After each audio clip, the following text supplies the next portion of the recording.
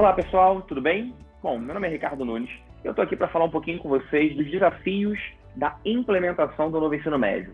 Bom, quero que a gente tenha aqui um pequeno bate-papo só para a gente pensar e refletir em alguns possíveis desafios, se é que existem esses desafios, né? Alguns talvez sejam um pouco mito. Bom, vamos pensar o seguinte, eu já ouvi o seguinte questionamento, para implementar o novo ensino médio eu vou precisar mexer no meu espaço físico, vou precisar mexer no meu prédio, ou ampliar, colocar mais salas de aula na minha escola, ir para um terreno novo. Isso é mito, pessoal. Não precisa disso, tá? Ou seja, para implementar o novo ensino médio, você pode usar a sua estrutura. Não tem nenhum problema. Até porque a legislação permite que você aplique, né, os itinerários formativos, seja na grade, né, regular, ou seja, no turno ou no contraturno. Você pode trabalhar de forma presencial ou de forma online. Então, é bem flexível e nós do AZ vamos dar todo o suporte necessário para que você possa trabalhar da forma como melhor lhe convier, ok? Então, não tem o menor problema quanto a isso, beleza? Bom, outra pergunta que as pessoas colocam caramba, eu estava vendo, eu vou colocar os itinerários formativos na minha escola, eu vou então transformar a minha escola numa escola profissionalizante, né? Vou trazer um ensino médio técnico? Não, tá? Isso é mito. A ideia dos itinerários formativos é para quê? Para que os alunos possam se aprofundar dentro das áreas do conhecimento, quando você fala da formação geral, ou até mesmo das áreas da formação técnica profissionalizante, ok? Então, os itinerários formativos, eles vão ser implementados na sua escola, mas você não vai precisar transformar a sua escola numa escola de nível técnico, ok? Aquele ensino profissionalizante, beleza? E aí, bom, dentro dessa ideia dos itinerários, há, claro, um grande desafio que é que os alunos façam suas escolhas, aprofundem seus conhecimentos naquilo que, de fato, eles gostariam. E para que eles tomem as melhores escolhas, as escolhas mais conscientes, mais de acordo com aquilo que eles desejam, é claro, eles precisam saber o que é que eles desejam, eles precisam conhecer, eles precisam tomar essas decisões de forma responsável, de forma consciente. Isso, de fato, é um desafio. Trabalhar com os alunos de tal maneira que eles tenham clareza do que se propõe os itinerários formativos, para que eles possam tomar as suas melhores decisões, até porque o ensino médio é um momento de errar, ou seja, ele pode fazer uma escolha, ele pode voltar, não é que depois ele não possa errar, né? Eu mesmo entrei na universidade, comecei um curso, saí, fui fazer outro curso. Talvez, se eu tivesse trabalhado aí o projeto de vida do My Life no ensino médio, eu teria tido mais clareza de qual caminho eu gostaria de seguir e é muito melhor, né, tomar várias escolhas ou mudar os caminhos dentro do ensino médio do que depois na faculdade, tudo bem? Bom, um outro questionamento que muitas vezes algumas escolas fazem também é o seguinte: Ricardo, eu vi que os itinerários formativos vão ser trabalhados, como por exemplo, vamos supor que eu quero trabalhar o itinerário criação de startup. Eu vou precisar então talvez de um professor ou uma professora que tenha, sei lá, algum tipo de formação ou entenda bastante de empreendedorismo para trabalhar com os meus alunos dentro desse itinerário? Olha, eu vou dizer para você o seguinte: você junto com a gente no AZ, isso é um mito. Você não vai precisar buscar um outro profissional no mercado para trazer para a sua escola para trabalhar algum conteúdo específico dos itinerários formativos, ok? Qual é a nossa ideia? A nossa ideia é a seguinte, que os conteúdos específicos de cada itinerário formativo que nós vamos ofertar, que eles estejam disponíveis para os alunos dentro do Super App AZ. Ou seja, os conteúdos mais específicos, esse trabalho de ter esses conteúdos disponíveis e trabalhados com os alunos, com atividades, com trabalhos, com a própria Folha Z, que é uma lista de exercícios para consolidação, checagem desse processo de aprendizagem do aluno, tudo isso vai estar no aplicativo. Bom, qual foi o nosso raciocínio? Né? Pensem comigo, talvez vocês já tenham passado um pouco, alguns momentos de angústia ao pensar que vocês precisariam ir ao mercado para contratar um professor ou uma professora específico para determinado conteúdo. É bem verdade que seria um gargalo para toda e qualquer escola. Por quê? Bom, ir ao mercado, em tese o profissional já está trabalhando, né? 8, 9, 10 horas por dia, seria complicado para você trazer esse profissional para a sua escola durante 1 hora e meia, 2 horas, para trabalhar ali com os alunos. Teria um custo adicional, né, para você, enquanto escola, para movimentar tudo isso, enfim, seria um grande problema. O que nós, então, fizemos, né, nós do AZ, do time Conexia, decidimos, então, colocar tudo isso dentro do app, como eu falei. Para quê? Para que o professor ou a professora da escola possa trabalhar de forma a mediar todo o processo dos itinerários formativos com os alunos. Ou seja, à medida que os alunos vão, então, seguindo ali na sua trilha, seguindo o seu processo de aprendizagem de forma autônoma, né, exercendo o protagonismo, os professores, né, vão, então, mediar e orientar, ajudando, dando um suporte para esses alunos.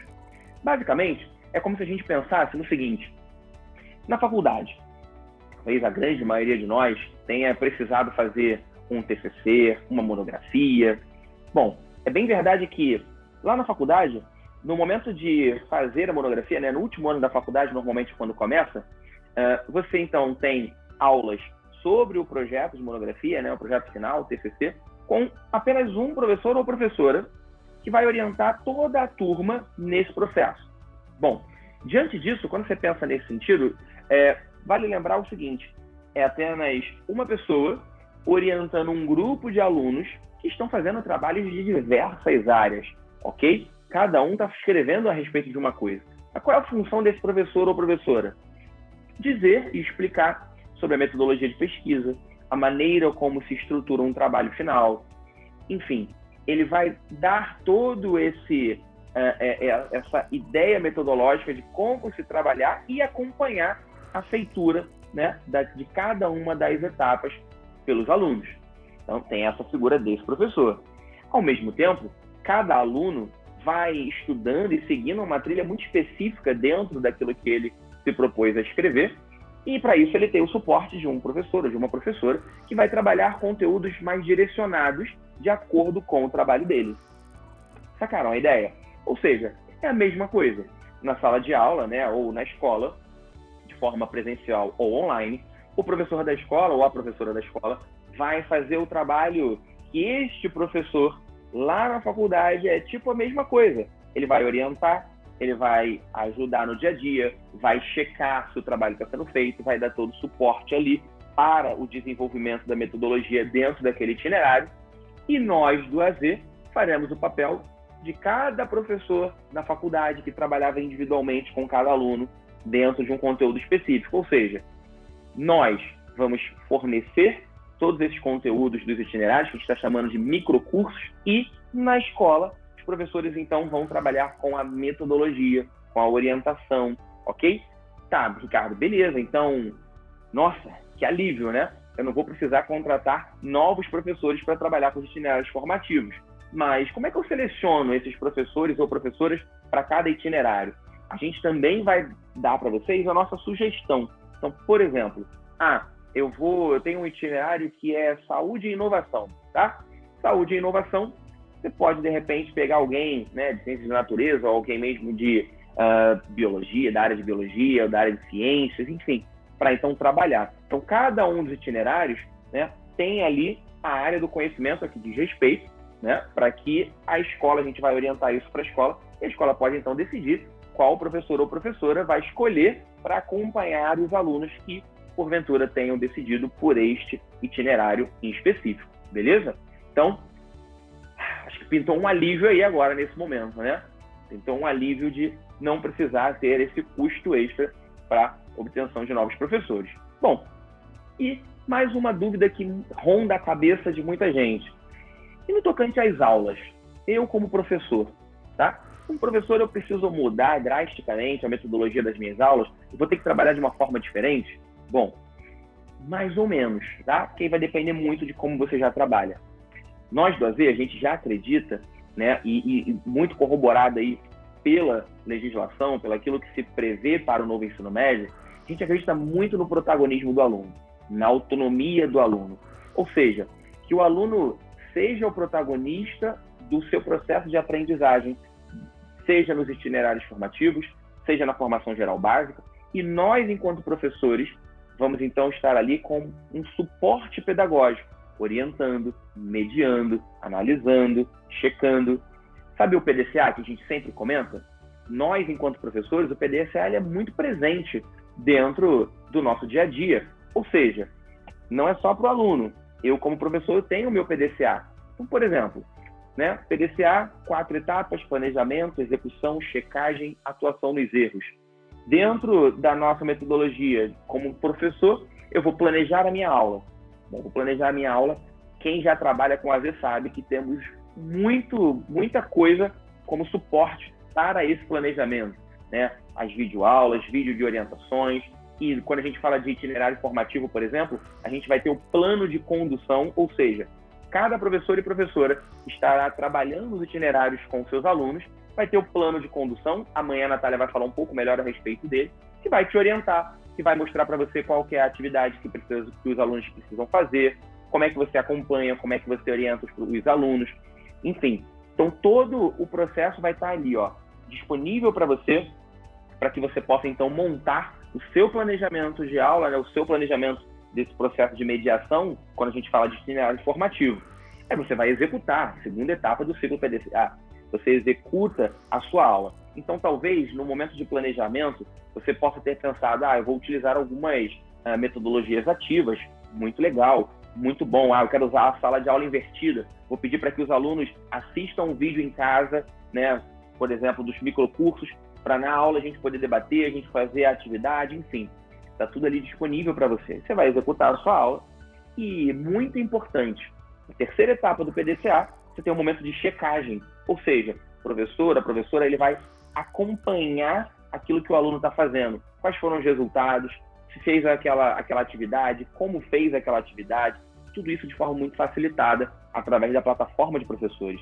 E a partir daqueles resultados, você então vai atuar em cima das discrepâncias. Ou seja, quais foram os resultados que aconteceram que não estiveram ali dentro do planejado, dentro daquilo que a gente imaginava, dentro do ideal?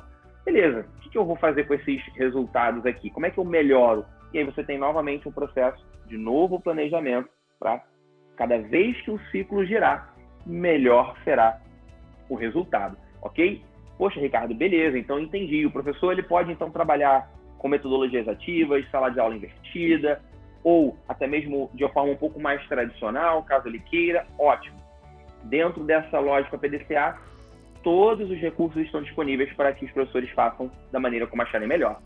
Mas não é só isso. Então, contem conosco, tá? O Conect já está junto com vocês, o AZ está junto com vocês. Bom, um grande beijo, muito obrigado pelo tempo de vocês aqui e a gente se vê por aí em outros vídeos e encontros como esse. Grande abraço. Tchau, tchau, pessoal.